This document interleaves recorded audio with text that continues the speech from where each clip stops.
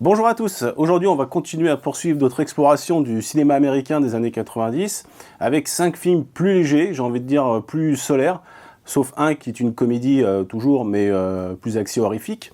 Donc on commence de rechef avec Un jour sans fin d'Harold Ramis qui est sorti en 93 pardon, et Pour le pire et pour le meilleur de James L. Brooks sorti en 97. Donc c'était deux films que j'adorais et il s'avère qu'à la revoyure le film de James L. Brooks était un peu plus problématique.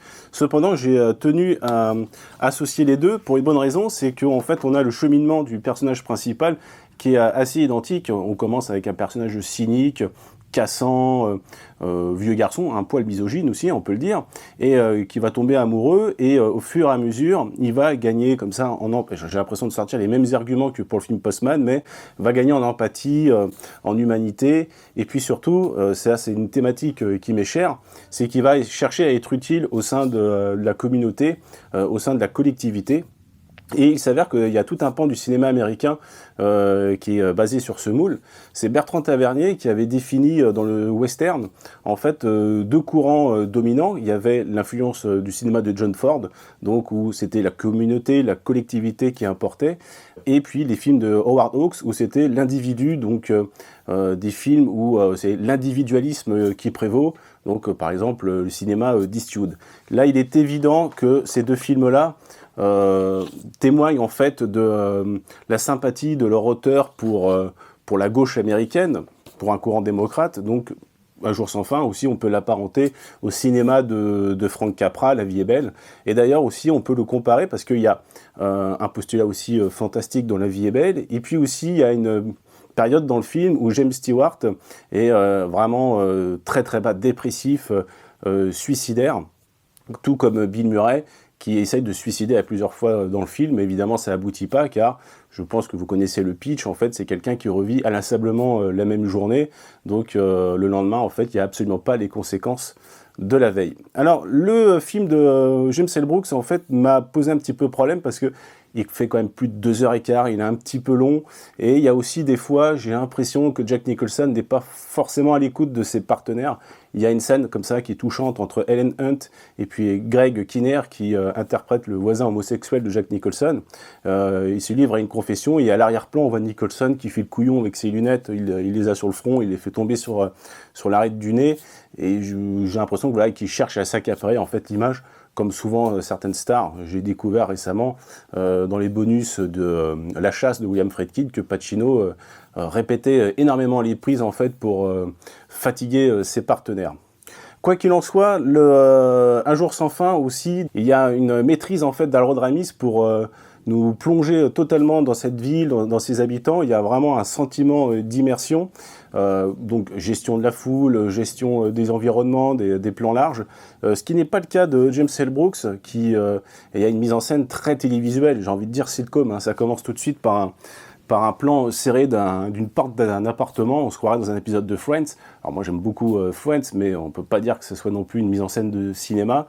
Et vraiment on a un enchaînement de plans maladroits où il se jette sur le chien de son voisin homosexuel pour le jeter dans le vide ordure.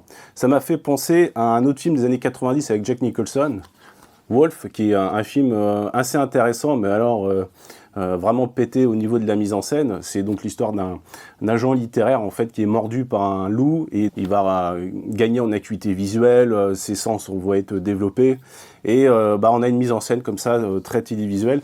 Cependant, James L. Brooks est un réalisateur et scénariste très acclamé. C'est une des références de Shane Black, donc le fameux scénariste star des années 80-90, à qui on doit L'Arme fatale, Le Dernier Samaritain, Last Action Hero. Il est aussi réalisateur d'un de mes films de chevet qui est The Nice Guys. Donc Shane Black interprète un petit rôle dans le film de James L. Brooks, il fait le gérant du restaurant. Et puis aussi un autre point commun pour lier les deux films avec le film d'Harold Ramis, c'est qu'Harold Ramis, il campe aussi un rôle de médecin bienveillant qui s'occupe du fils asthmatique d'Helen Hunt. Donc ça reste quand même un film attachant qui a eu une pluie d'Oscars à l'époque. Attention, vous savez bien que les Oscars, ce n'est absolument pas des indicateurs de qualité pour un film, hein. Il y a évidemment toute la promotion qui joue beaucoup. On continue toujours avec d'abord une petite gorgée de café. Cette vidéo est sponsorisée par Nespresso. Dégueulasse. On continue donc avec The Truman Show de Peter Weir, avec en vedette Jim Carrey qui était au pinacle de sa célébrité à l'époque. Jim Carrey, donc j'étais déjà extrêmement fan quand j'étais adolescent. Je le considère comme l'une des dernières stars américaines. Évidemment, il y a eu d'autres acteurs très connus depuis, mais quand on regarde par exemple la carrière de The Rock ou je sais pas, ou un acteur issu de Marvel, ils n'ont pas eu cette possibilité de tellement étendre leur registre. Donc The Truman Show, c'est pareil, ça se passe au sein d'une communauté. On suit l'histoire de Truman, un homme qui depuis sa naissance en fait est le centre d'un gigantesque show télé, une émission de télé-réalité à son insu, et tout le monde autour de lui, que ce soit le décor, ses amis, sa femme, eh bien ce sont des comédiens en fait au service d'un espèce de dieu d'Imurge réalisateur qui est Ed Harris. Donc The Truman Show, c'est à la base un scénario d'Andrew Niccol, que j'avais acheté d'ailleurs à sa sortie à l'époque à la Fnac, et qui est absolument remarquable. Andrew Niccol, c'est l'auteur du film de science-fiction Bienvenue à Gattaca, à l'époque. Il a clairement revendiqué son influence des livres de Philip K. Dick, donc l'auteur de science-fiction maintes fois adapté, Total Recall, Blade Runner, Minority Report. Et j'en ai lu beaucoup, mais pourtant il y en a un qui m'a échappé, et apparemment c'est vraiment le livre matriciel pour cette œuvre, qui était Le Temps désarticulé, qui racontait l'histoire d'un comptable qui vivait dans une petite ville comme ça, de banlieue, à l'esthétique proche des années 50, très protégé en fait. Il ne sait absolument pas que autour de lui, que ce soit ses amis, sa famille, et même le décor autour de lui, tout ça c'est bidon. C'est une espèce de cocon en fait pour le rassurer, pour éviter qu'il stresse et qu'il se concentre sur des calculs compliqués. En fait, il joue à une sorte de loterie. Les calculs qui en ressortent, ce sont en fait des coordonnées qui servent à programmer des missiles antimissiles pour contrer une attaque extraterrestre. Donc vous voyez, on part sur quelque chose de très différent ensuite évidemment par rapport au film de Peter Weir. Peter Weir, qui est un réalisateur très intéressant et qui souvent a fait des films justement avec un individu qui essaye de comprendre les codes d'une communauté, donc que ce soit Harrison Ford dans le thriller Witness, où il est au sein d'une communauté amish, ou bien par exemple La Dernière Vague avec Richard Chamberlain, avec la communauté aborigène. Vous avez évidemment le Cercle des Poètes Disparus. Au départ, c'était Brian De Palma qui devait réaliser le film, mais il souhaitait absolument Tom Hanks, ce qui n'était pas un choix idiot d'ailleurs, parce que je vous avais parlé de James Stewart pour La Vie est belle, et c'est vrai que Jim Carrey, il avait un côté un petit peu candide, comme avait James Stewart, mais il y a aussi un grain de folie chez Jim Carrey que Tom Hanks n'a pas. Par exemple, il y a une scène comme ça où je pense qu'elle a été improvisée, où il est devant son miroir en train de faire le couillon avec la mousse à raser, il se dessine un scaphandre, et c'est une scène qui est très drôle. Je l'avais vue 3 fois au cinéma, et à chaque fois le public il était conquis pour cette scène. Je pense pas que Tom Hanks aurait pu réussir ça. Le film a eu beaucoup de succès. Alors c'est pas un film qui commence à être oublié, mais je me demande si il commence pas à être un petit peu suranné dans l'esprit du public, parce que c'était une satire des médias, des dérives de la télé-réalité qui n'étaient pas encore tout à fait installées aux États-Unis, et ça arrivait beaucoup plus tard en France. Alors que le film va au-delà, c'est une histoire de paranoïa, c'est l'histoire d'un homme qui essaye de sortir de ce cocon justement pour gagner en indépendance. C'est un film qui est extrêmement touchant, esthétiquement il est vraiment superbe. On retrouve, et ça c'est souvent le cas dans les films, dans les uchronies ou dans les films qui se passent dans les années 50, des histoires de science-fiction, c'est-à-dire cette esthétique de publicité américaine, et que j'ai retrouvé dans un jeu vidéo qui vraiment je l'ai trouvé formidable, c'était Fallout 4. J'ai pas eu l'occasion jusqu'alors de parler de jeux vidéo sur la chaîne, peut-être que ça viendra.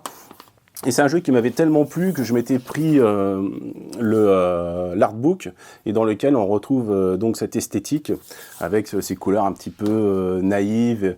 Et puis c'est aussi renforcé par le fait que dans la bande originale, vous avez pas mal de standards rock'n'roll de l'époque.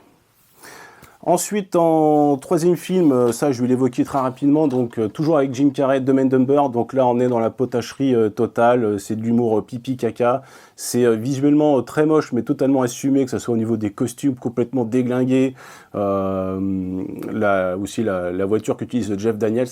Jeff Daniels qui est vraiment génial dans un côté un peu plus lunaire que Jim Carrey. Bon, il est aussi tout aussi con.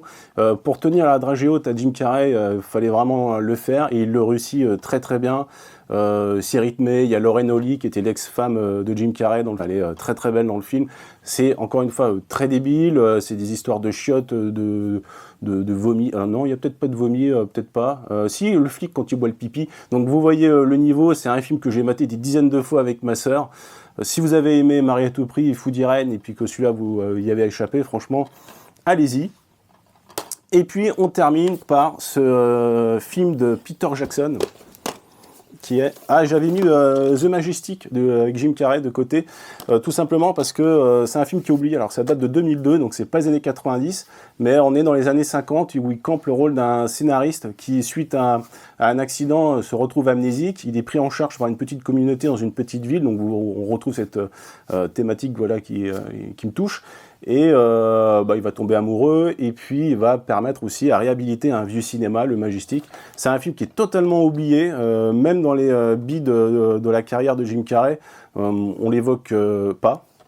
Ce qui est vraiment dommage, un film de Franck Darabont pourtant qui est très connu, hein, Les Évadés, La Ligne Verte, et je pense aussi qu'il mérite d'être redécouvert.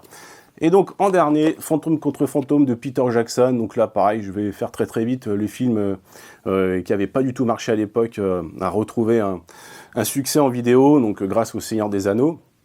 Dans les bonus, vous avez le journaliste Rafik Djoumi qui avait consacré à l'époque où il était rédacteur en chef à Mad Movies un hors-série consacré à Peter Jackson et qui met bien en évidence les qualités du scénario. Donc, autour d'une intrigue d'arnaque aux fantômes, en fait, on va multiplier les sous-intrigues, mais c'est d'une maîtrise folle, que ce soit aussi au niveau de la mise en scène, avec une vraie chorégraphie, une chorégraphie décor, une chorégraphie de la caméra. Vous avez des dialogues ciselés et un score de Danny Elfman que j'ai. Alors, par contre, le score, il marche très très bien dans le film, mais en dehors du film, c'est très compliqué à l'écouter. Et puis, c'est une très belle édition de chez ESC. Vous avez un petit livret rédigé par notre bon ami Marc Toulek, dont j'ai déjà évoqué le nom, pour Double Team. Donc on revient sur la genèse du film, on le remet en perspective dans la carrière de Peter Jackson, on parle du défi logistique qu'a posé le film, donc en termes évidemment techniques, et puis aussi le fait que le tournage a été délocalisé en Nouvelle-Zélande. Vous avez un magnet, moi j'adore les magnets de chez ESC, je les fous tous sur mon frigo. Vous avez une affiche, plein de photos, donc plein de goodies qui ont fait vraiment un bel objet, et puis c'est un petit peu cher, donc si vous voulez découvrir le film, vous l'avez en édition simple, en Blu-ray, dans une bonne qualité. Voilà, j'espère que ça vous a plu. On revient la semaine prochaine pour 5 autres films, les vilains petits canards de filmo de leur auteur, et pourtant qui sont franchement intéressants à revoir, sauf un, la revoyure était un peu plus compliquée. Je vous dis à très bientôt, ciao.